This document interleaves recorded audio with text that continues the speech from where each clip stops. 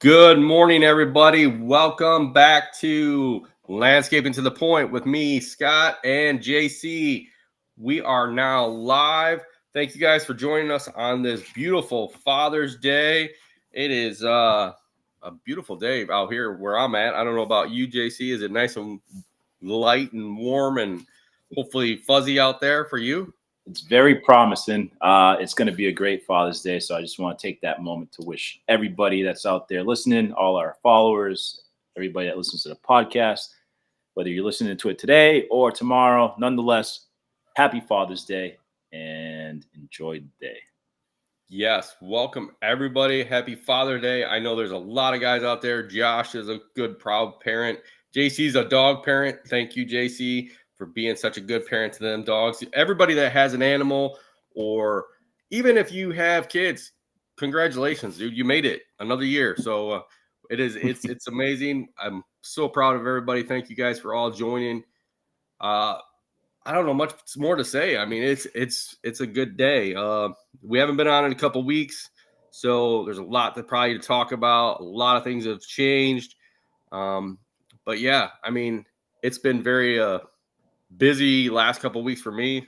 I probably bet you have been busy as heck. I mean, you guys been up mowing and all that stuff. I see Josh has been mowing like crazy. He got a big account, so that's congrats to Josh and.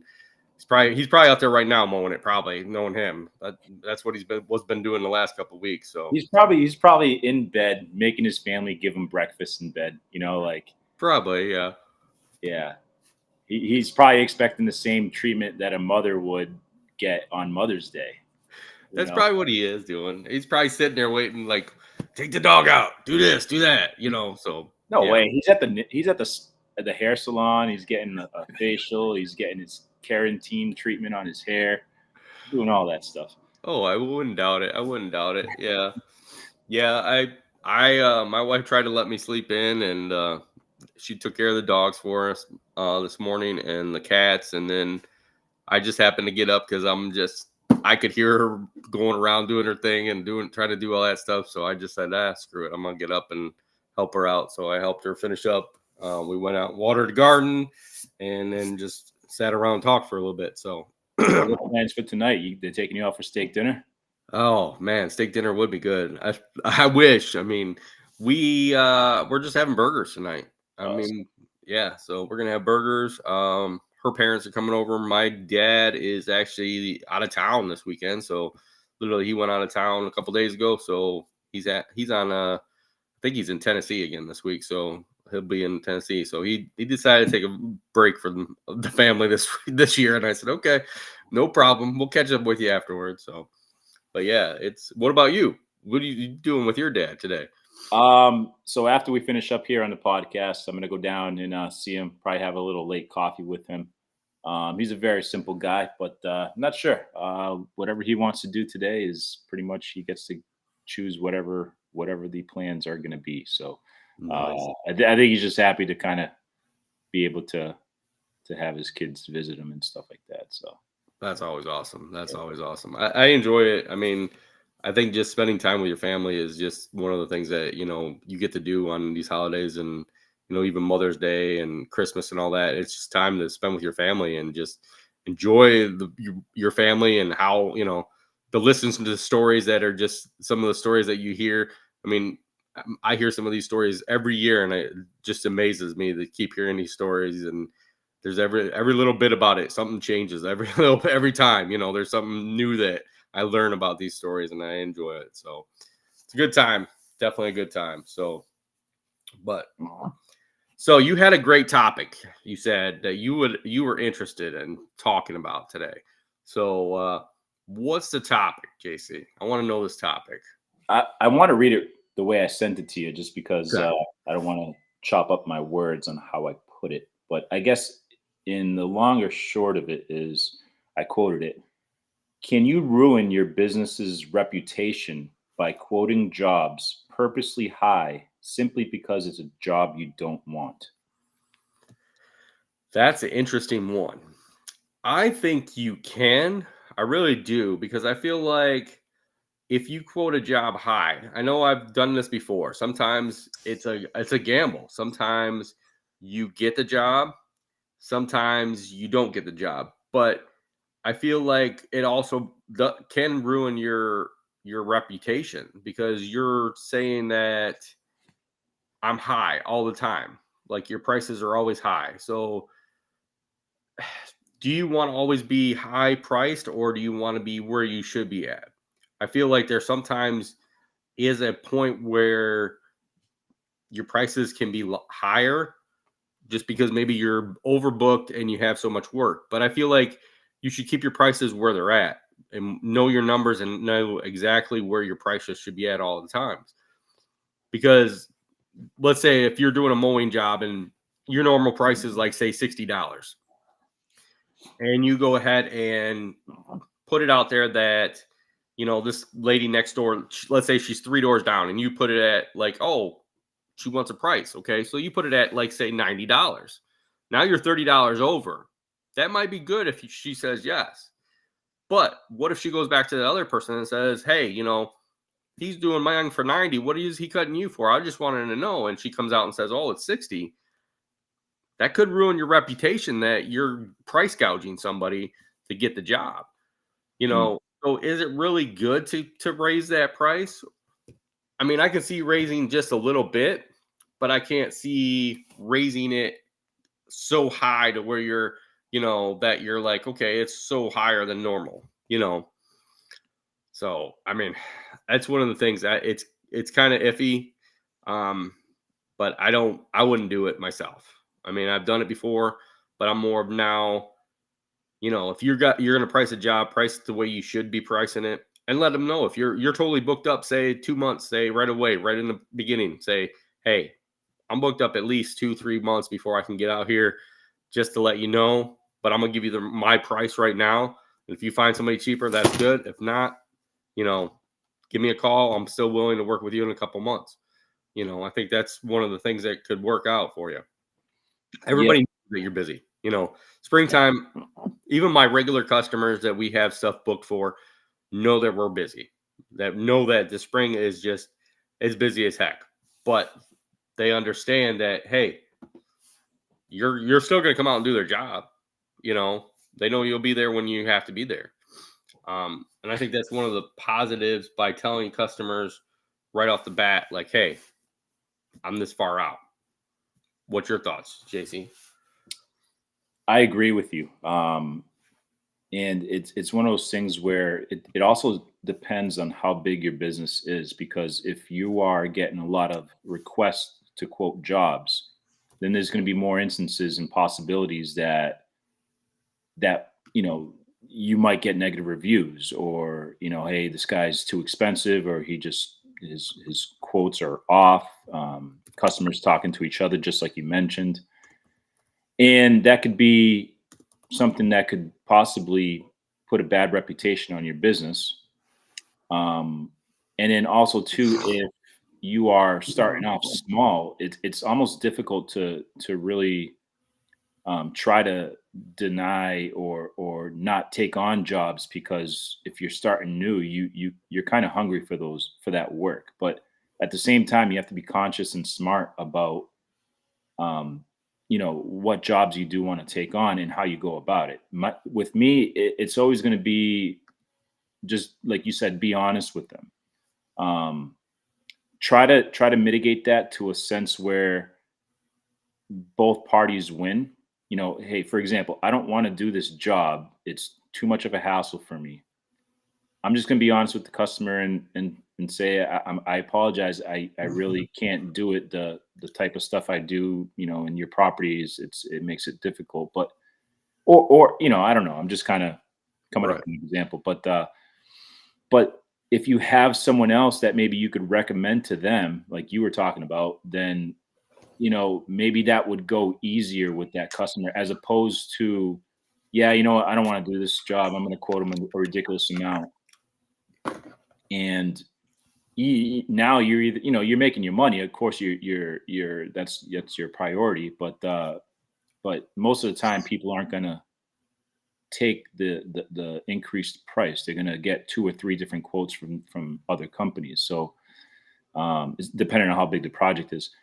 So I just think that, I mean, I'm no longer a business owner, but I think if I were in that mentality with the sense that I know, I don't think I would do that. Um, I just don't. I'd rather just be honest and say no, I can't do it. Um, let me see if I could try to find somebody else that could do this, take it on a lot better. Um, and even now, let's say you take the job, and because you're limited in your supplies or your equipment, you don't do a good of a job because your heart's not in it anymore, and you still charge them. Not only are they going to be bitter because you charge them a lot, but they're also maybe prone to complain about the job that you actually did. Right. So it's like I don't know. I would avoid it. I would like to hear somebody else that has a counter to that. I mean, obviously, it's very subjective, but I don't know. And maybe it works for other people. I don't know. I'm not saying it doesn't, but there are Right. guys that have way more experience than I do that could probably speak on that a little better. Right. And I mean, I think everybody's prices are different too. And I think it depends on certain jobs. Like when it comes to landscaping, it depends on if you're going to bring on a piece of equipment over like a couple guys that are just going to do it by hand. But I think if you explain that in your quote and say, "Hey, I'm going to bring out, a CTX 180 out here, Vermeer, to move everything around," compared to, saying, "I'm going to do this job. I'm just going to scoop it up and it's this price." A lot of customers don't know that. They're thinking you're just going to show up. Some don't think that you're going to show up with equipment. Some don't.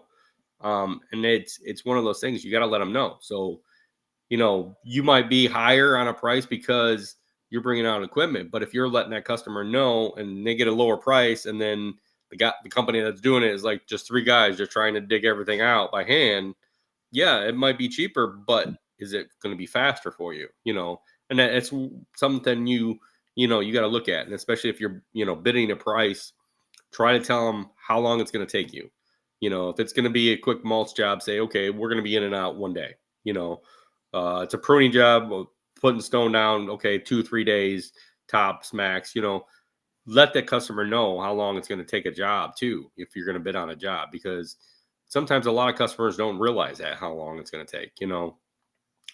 Especially when it comes to patios. I wish Josh was on here, because patios, I mean, could take months sometimes. And some people think, oh, a patio, they could put the patio down in a day. And there's a lot involved in it. There is. And, there's prep work. There's, all that end work, the cutting, all that stuff. Weather's an issue. Yeah. And some people don't realize this. And you got to let them know that, hey, this is our projected end date on this job. If it's just a mulch job, let them know, like, hey, we'll be in out day at the max, but if you got to prep it, let them know. Sometimes you got to go in there and prep beforehand. So let the customer know, especially when you price it out. So yeah, and I want the viewers to understand the difference to what we're talking about here. It's not about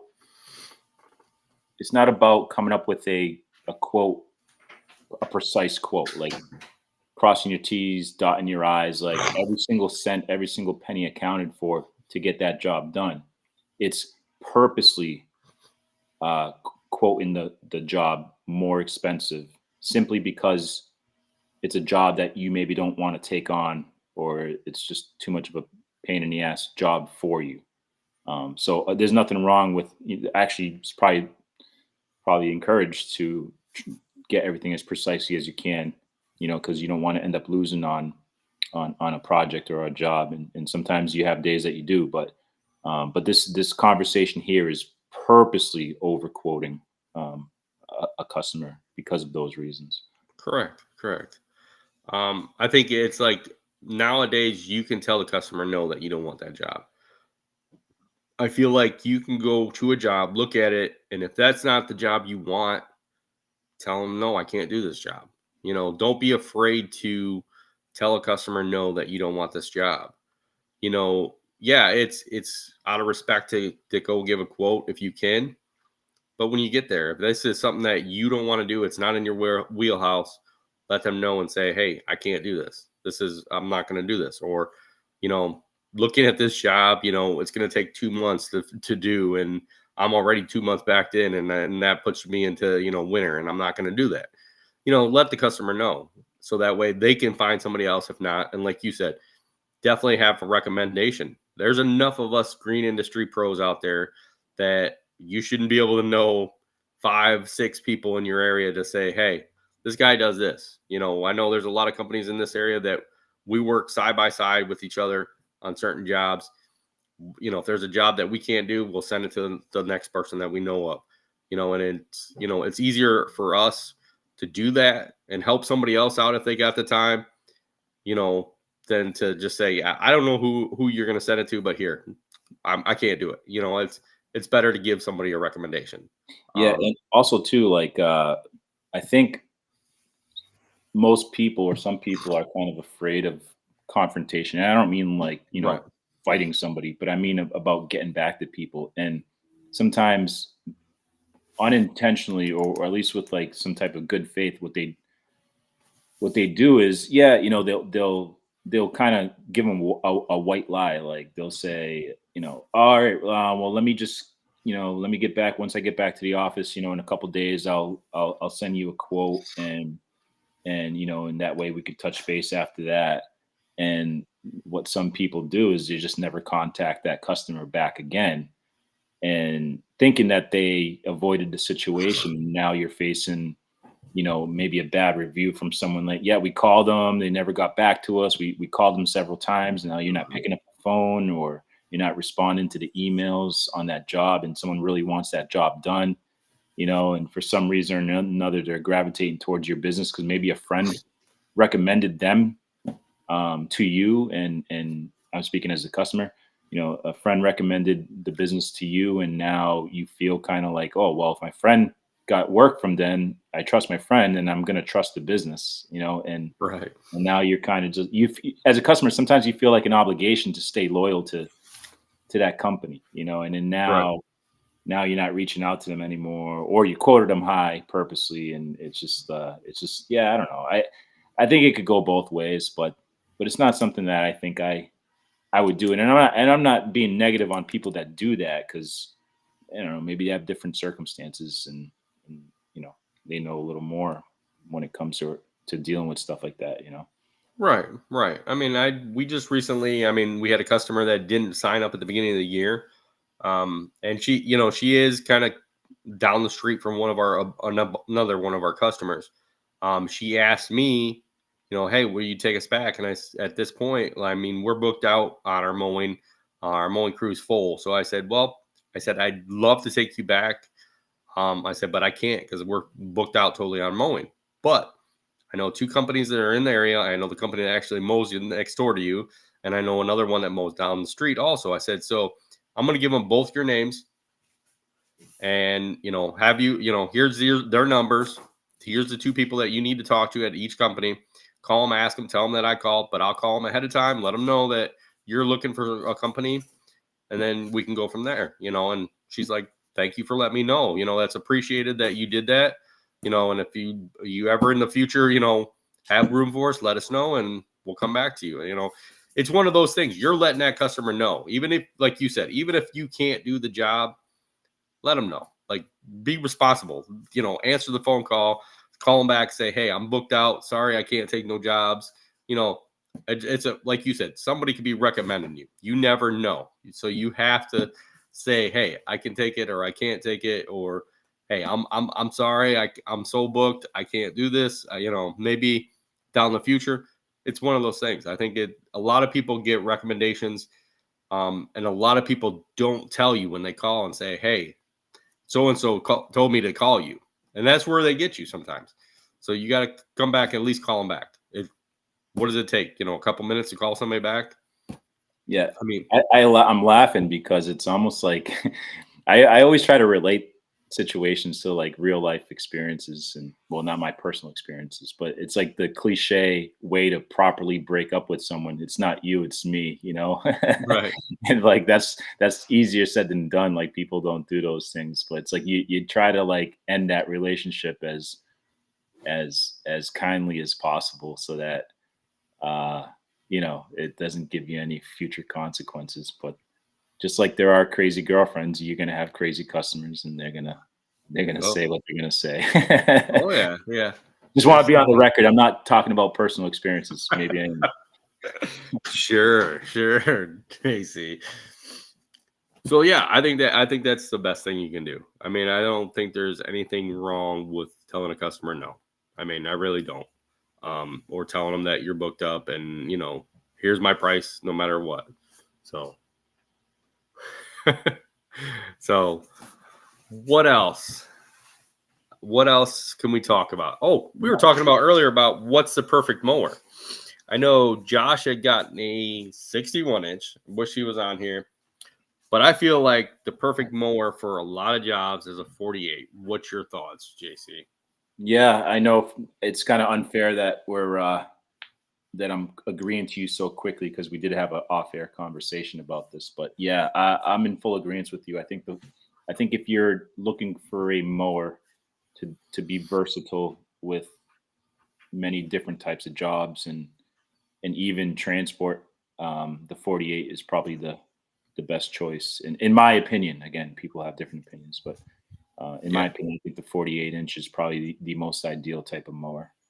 I Um, think yeah, I think it is because I think nowadays with especially with like ramp rack where they're trying to push, mm, the racks, um, I'm starting to see a lot more in our area, and I think that's a positive because a 48 can fit into back of the bed of a truck. A 52 is really tight, but you're not going to get a 61 inch in the back of your truck, and if you want to reduce and not have a trailer, why not go with a 48? I mean, you're going to get into a lot of bigger areas still. You're going to have great maneuverability. You're going to have that good room for wherever you need to have it. A lot of gates now are bigger, a little bit bigger. So a lot of people are starting to realize that gates need to be bigger. Um, I always like enjoying. I was talking to another person yesterday that actually was thinking about putting up a fence, and they wanted to know the exact size of what they should put in. So that's always good if your customers calling you and asking you what size gate to put in. I mean, if they're actually going out and just putting in a fence and not even thinking about you, I'm sorry to hear that. It's one of the things. Hopefully you catch them before they put up the gate and say, "Hey, can you put in a bigger gate for me?" Here's an idea: fence armor. I haven't heard of Yeah, fence armor in a long time, but I know they're out there. And if you're listening, they need to come up with a uh, gate extension kit so that customers could like have this installed, or landscapers could install it in creating that gate. a Maybe little like bit. Yeah, a longer hinge or something, or a bigger another access point. that would be good. Actually, yeah, we'll have Yeah, to ask Fence Armor to work on that because that would be something new. yeah. They're always Fence Armors are good friends of ours. They're out of Canada, but they do a lot of stuff in the United States. So if you're looking for any type of fence stuff, they do stuff around the bottom of the fence to keep it to where that pole is going to last for a lot longer. Or they have stuff that goes around mailboxes too to keep it from destroying mailboxes. And I think it's a great add-on to your service if you're looking to add anything to your service. That's one thing that can be added on real easy, fast, and simple, Yeah, and protect the fence for a customer. So yeah.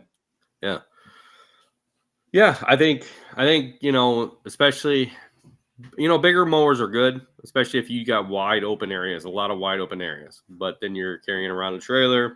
There's more. I would say there's more liability with carrying around a trailer, because you never know. I mean, trailers tires go. Make sure you're always locked in. I mean, that's one of the things that's you never know, you know. But What yeah, about I think 48. quality of cut too? Yeah, yeah. I think on an uneven area, a 48 is going to give it a little bit more better cut than a 61 because a 61 is going to cut all weird. So definitely. Yeah. Yeah. So what else is going on? Let's see here, guys. Yes. Yep. We talked about Father's Day. We talked about customers and taking jobs and making sure that we're not going overbid on everything, and mowers. So, JC, if you could have one special dinner today, Mm. what would it be?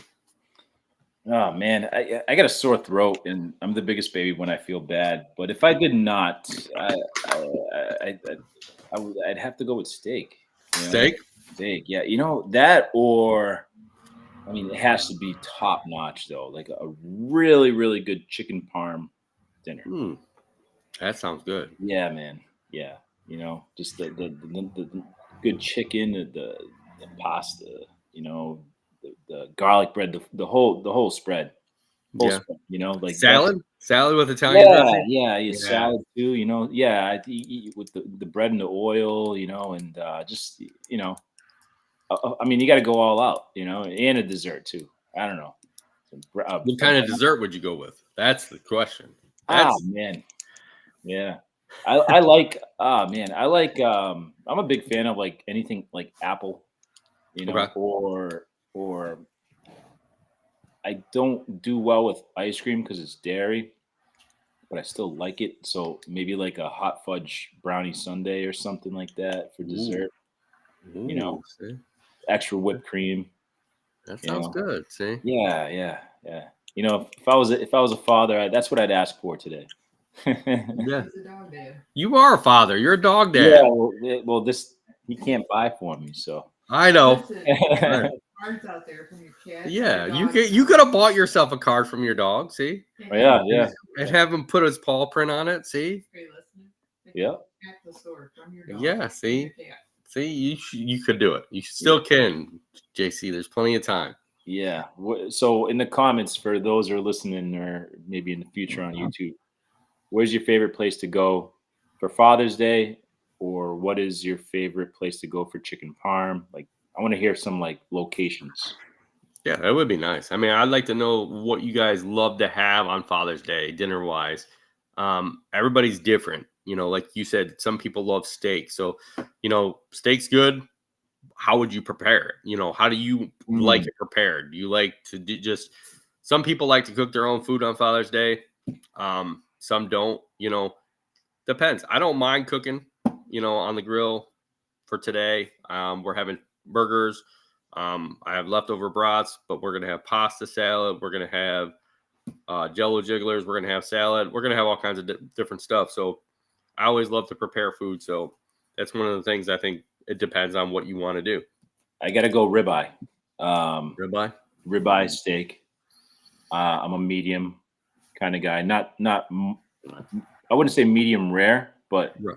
kind of just in that happy medium. Not too fine. Not too well done, I should say.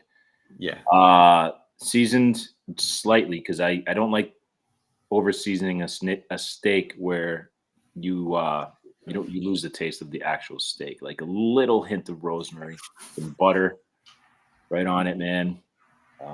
Nicely seared, all around, like the front, back, and then the sides. Like, Right. yeah. I don't know. I'm always a steak and broccoli kind of guy. I like the broccoli. Yeah. I like steak and mushrooms. Mushrooms on top of a steak. Yeah. Yeah. Really good. I'm not a fan of mushrooms, except it's weird. On a pizza, I'll eat it like slightly. Like it's a little different on pizza. But do you remember? I don't know if you guys have TGI Fridays around where you're at. Yeah. Yeah. They used to have the Jack Daniel's steak. Now the steak wasn't all that great. Right. The Jack Daniel's glaze that they used was really good. Oh yeah, that was pretty good. And I loved ordering that whenever I would go to the TGI Fridays. There's only one that I know of, and I haven't been there in God knows how long. Is it still there? That's the thing. I think so. Yeah, I think so. I don't even know if they have that on the menu anymore. I kind of want to look that up.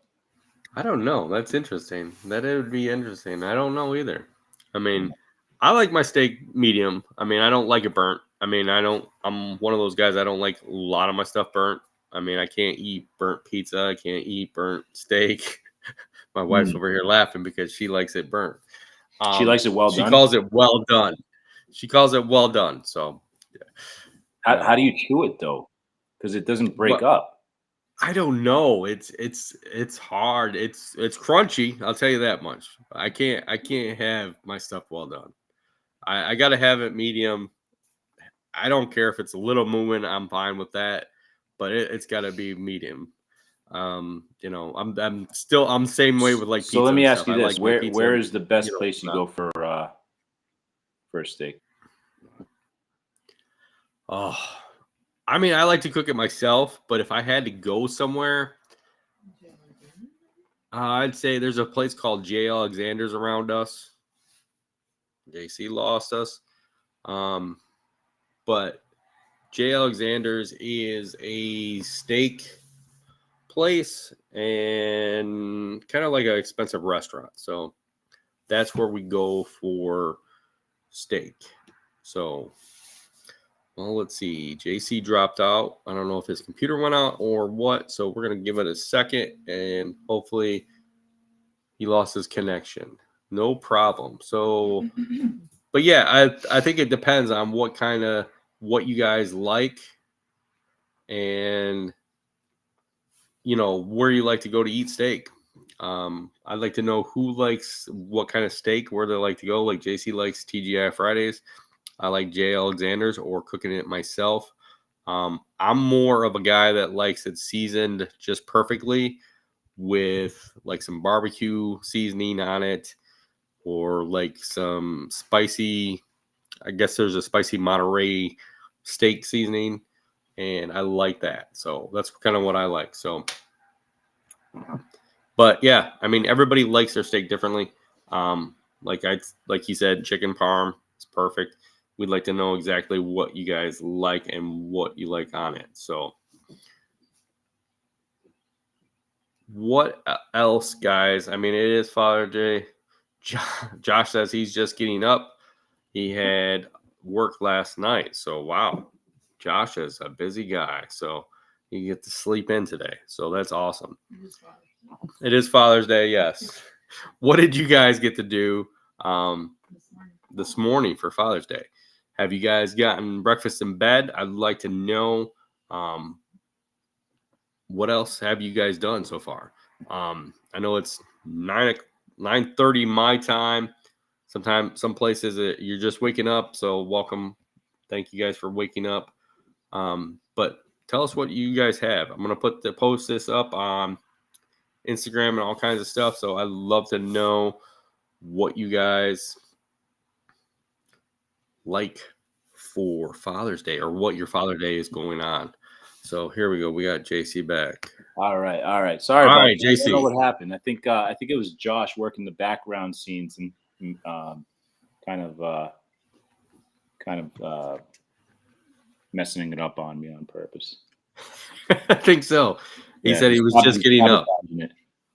His wife's letting him sleep in a lot lately. So yeah. That's a good thing. So I was asking, well, your wife you were saying your wife likes it burnt, but yes. But you know what I'm interested in? Like, I'll ask two questions. One, where's your favorite place to go for a steak? And then two, where's the best place to go in Kentucky or Louisville that's not a tourist place and has a good steak? Like, I want to hear from people that live down there that could recommend some good spots.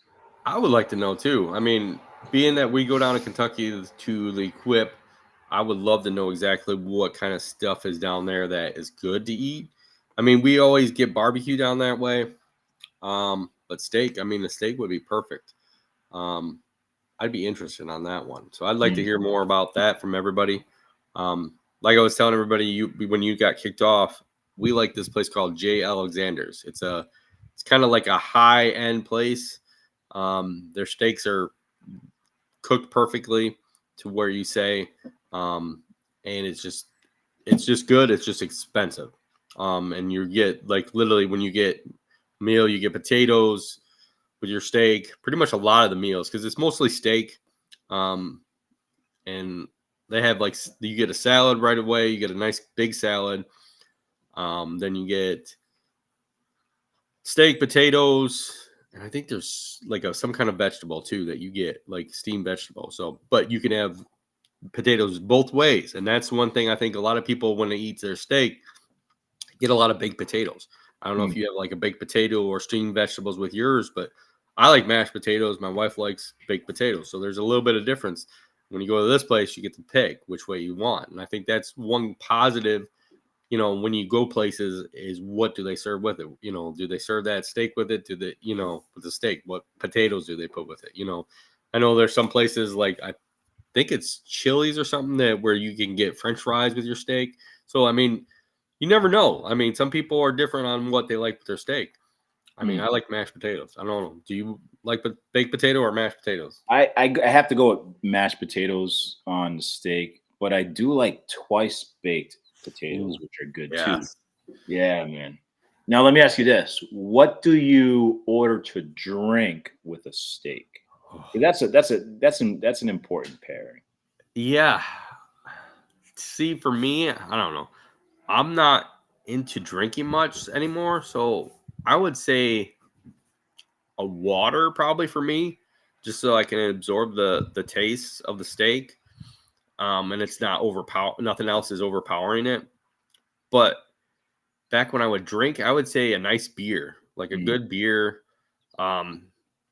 Just something that I'm gonna enjoy to counter that.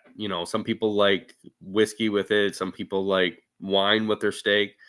I'd be interested in find out who likes what. But yeah, what do you like with your steak? That's the question. If it's casual steak, I'll go with a Coke. I think Coke goes with it. I don't know. That's the reason why they sell it in every single fast food place. But and I'm not a wine guy by any means, but if I go to a fancy place, which is very rare in my life, for a steak, I will get a red wine. Yeah, a red wine. Do you like any other kinds of wines with it, or just have you tried like white with it? Not with steak. I've had white wine before, and that's like a little more refreshing. But there's something about the red wine, like the grape or it kind of coats you a little bit, and I don't know. It's just right. It's good. Maybe I'll try it next time I go out there. I'll do a white wine, but I don't know anything about wine. I just know like I'll get like a red wine and that's it. But yeah, I'm not a wine guy either. I mean, I know we have Mel that joined on a little bit a while ago, but she's a big wine expert and she likes different types of wine. I don't like wine, so she's not fooling anybody. She goes to Aldi and gets the boxed wine. Yes, he does. But there's nothing wrong with it. I think certain people like certain wines. I mean, there's a lot of my family like Boone's Farm. I mean, which is really cheap wine. And Arbor Mist. So I mean, that's everybody has their tastes, and I think it's what kind of wine you like. Some people like to drink it all the time. Even Don watched us a little bit ago. Don from Canada, he likes wine too. So I mean, I don't know. I'm different about it. So you know what I actually like, and I don't buy it for myself, or I don't constantly drink it, but I like the taste of it. Just champagne. Ooh. Like when you're at a wedding and they do the first toast and everybody gets a free glass of champagne, like that. I like that. It tastes good. Yeah. See, have you had a mimosa, champagne and orange juice? I have not. That's good. No, that's really good. I'll take that over regular champagne any day. But I think anything with orange juice for me is good. So I don't know. I love orange juice. So yeah. Yeah. Now I'm hungry. Now I'm gonna want a steak. Yeah.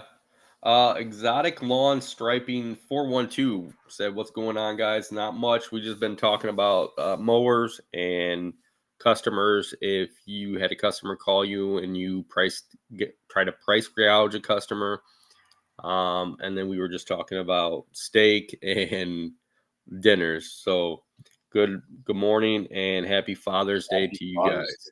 So Trent from Punchy asked a fertilizing question. Does a 10-10-10 fertilizer work good in a sandy soil? And I'd like to answer that, and then Scott, if you want to put your Yeah. input too, just because you're also an experienced fertilizer applicator. Did I say that correctly? I don't know. Yeah. Applicator. I'm going to tell you right now, it doesn't matter what type of fertilizer you're using in sandy soil, you're going to have difficulties with it because no matter what, the sandy soil is going to drain a lot quicker. And so whether it's 10-10-10, 18-04, 19-19-19, triple 19, whatever you're using that thrown down as granular on a sandy soil is going to be less effective because it's going to be draining a lot quickly. So it's to answer your question, it's not particular that one fertilizer analysis is going to be better than the other in that type of soil. They're all going to drain, especially if it's a slow release fertilizer. It's going to go right through it. So your recommendation for that is to possibly try to add some topsoil or some richer soil on top of that to kind of combat the sand that you have. And different regions have different types of sand, soil types. But if you're talking like excess sand, then you're going to want to go ahead and apply some topsoil to that and try to get that mixed in to kind of help reserve the intake of those fertilizers.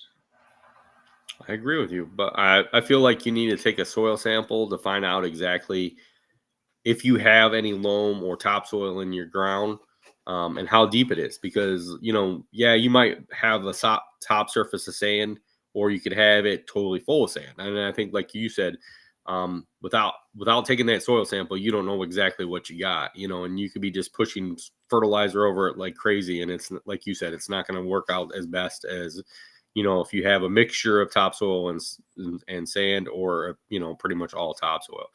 And it depends on what you're trying to do. If you're trying to make it a full lawn, take that soil sample first, and then bring it back, bring in some topsoil if you have to, and then reseed everything. That's the best thing to do. If it's all sand, you're going to have to do that. If not, if you got a good mixture, you could try to boost, some of the potassium and all that stuff, depending on what your soil sample comes back.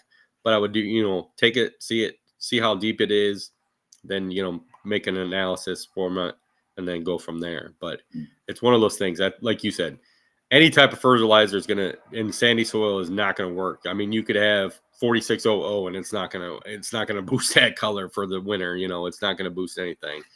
10-10-10 is a really good fertilizer if you're starting out, like if you're trying to get starter fertilizer to grow, but I don't think you're going to get that best out of it unless you figure out exactly what you got to go from on that too. So yeah, if you got a hole in your cup, you got to plug the hole before you fill it.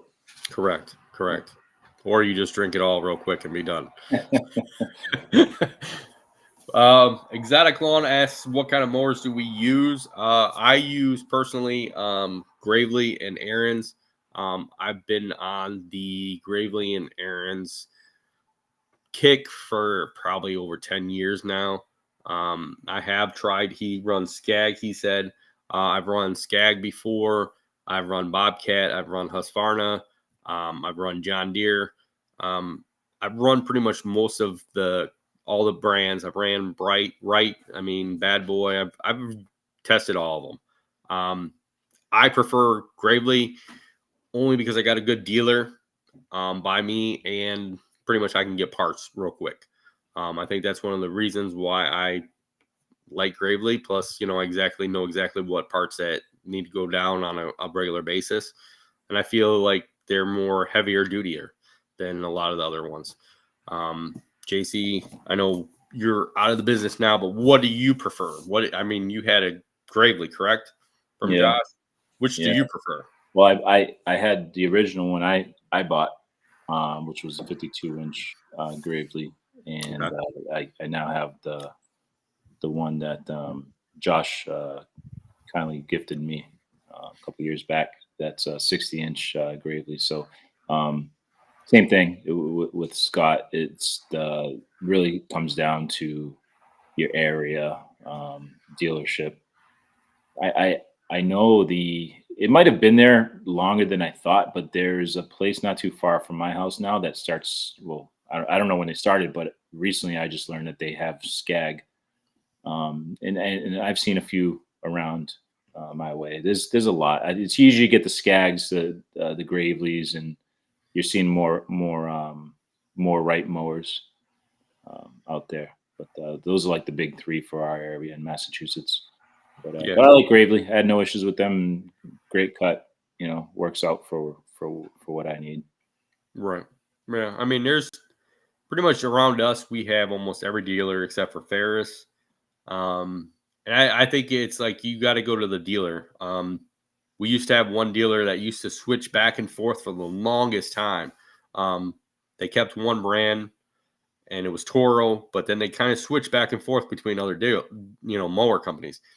And I always felt like if you went in there on a certain week or year, you might have bought a Skag from them 2 years ago, and then you go in there and here's a right, and you're like, what, where did that go? And then you're now thinking, what do I do at that point?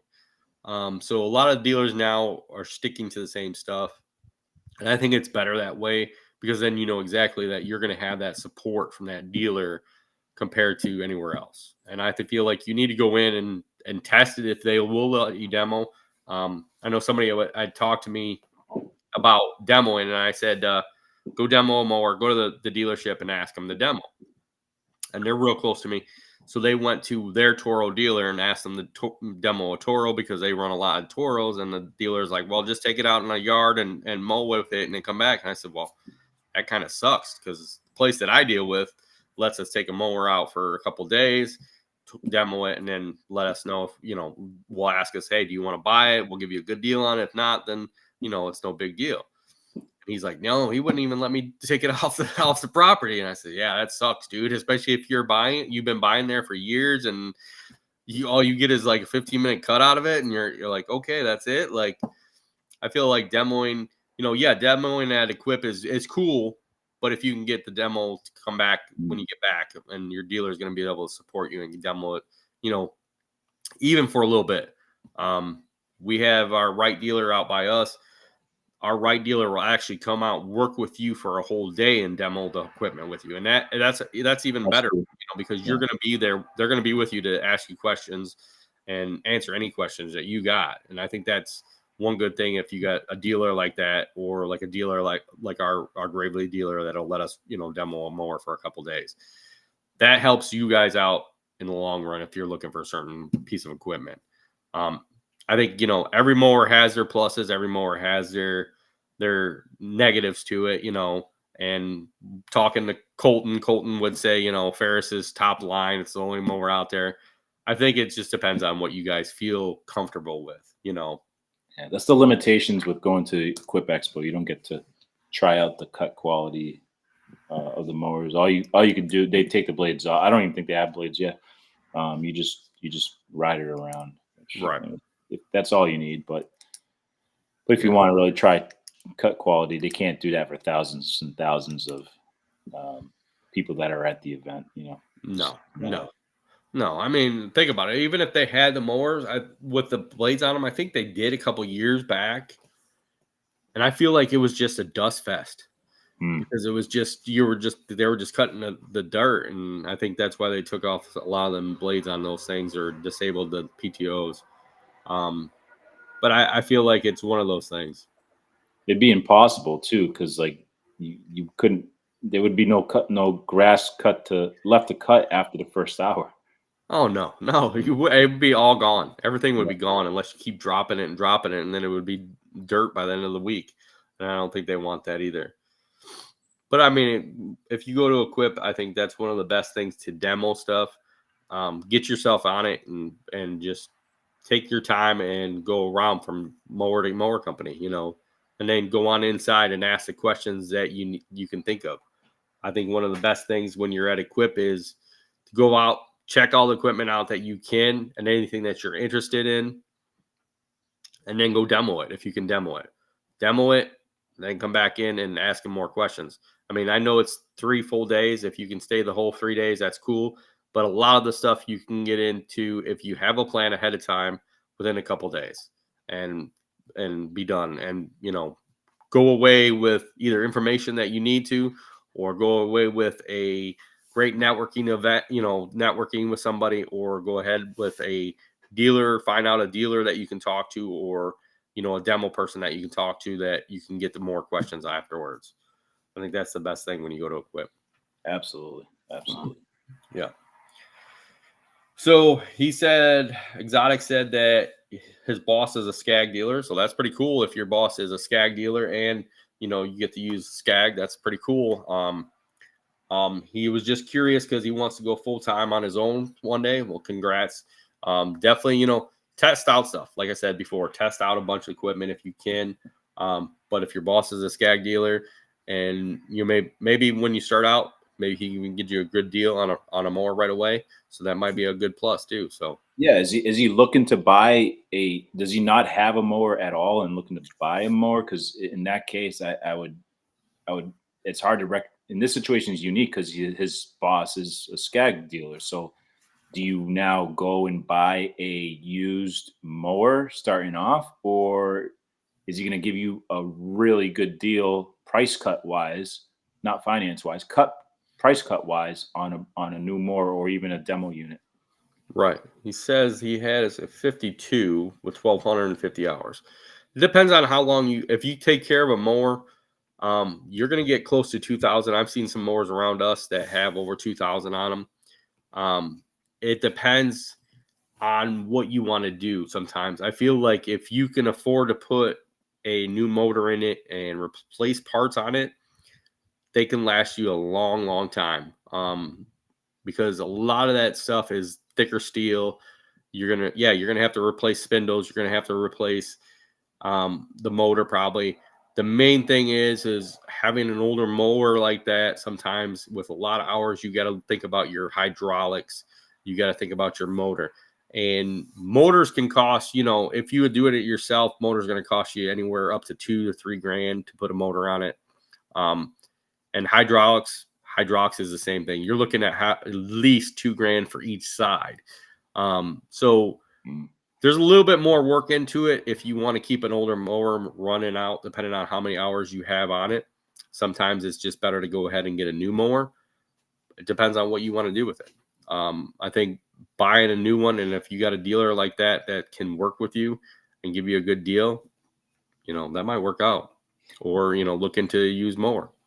I kind of a little different from the topic, but I watch a lot of YouTube. I think most of us kind of do. And just the coolest stuff that I like to see is people making repairs and whatnot. But I fell into a rabbit hole of people buying the Predator engine from Home Depot and installing those on zero turns. And I don't know how large that engine is or how many horsepower or whatever. But the few videos that I saw of people actually being able to do that, they've said nothing but great things about it. I don't know how long it's going to last. I don't know how strong and how good the cut quality is, obviously with the revs per minute RPMs. But it's fascinating to see them remove that engine, put something that's completely unorthodox into like a Skag or a Toro or something like that. It's pretty interesting. If you get a chance to search that on YouTube, take a look at that. Yeah, I will. I actually will. I feel like there is a lot of different motors out there. I'm interested in the Predators. $899 supposedly you could get that engine for. That's not bad, actually. That's actually not bad. I mean, I feel like it depends on the horsepower and the CCs. A lot of the engines on the bigger mowers are like 720 to 840 cc. So as long as it's in that same range, I would assume that it's going to produce just as much power as the other ones. And if that's a good price for that mower, dude, I'm gonna look it up. Now, this is not the sale price. This is just what they have listed on the on the website. Okay. I think it also depends on where the bolt holes are. You got to look at that stuff. I've replaced a couple engines before, and you got to look at where the bolt holes are and your shaft size to make sure that when you change everything over, it sits in the same spot. Because some engines, you know, you could be one model number off, and the shaft is probably going to be, instead of 1.25 inches, it could be 1 inch. So you're going to lose that depth that you need for, you know, your blade belt connectors and all that other stuff. So you got to sometimes look at all that stuff. All right, so 4.5 stars out of 5. Okay, that's pretty good. It's a Predator 22 horsepower. So that's a normal for like a 36 to a 48. My 48's only got 23 horsepower, so that's not bad. 670 cc engine, V-twin horizontal shaft, obviously, but right. And there's different bolt patterns for the mounting. I don't know if you could see it on there. There's different bolt patterns, it seems, so somewhat of a universal fit. I mean, yeah, I know it's kind of off topic, but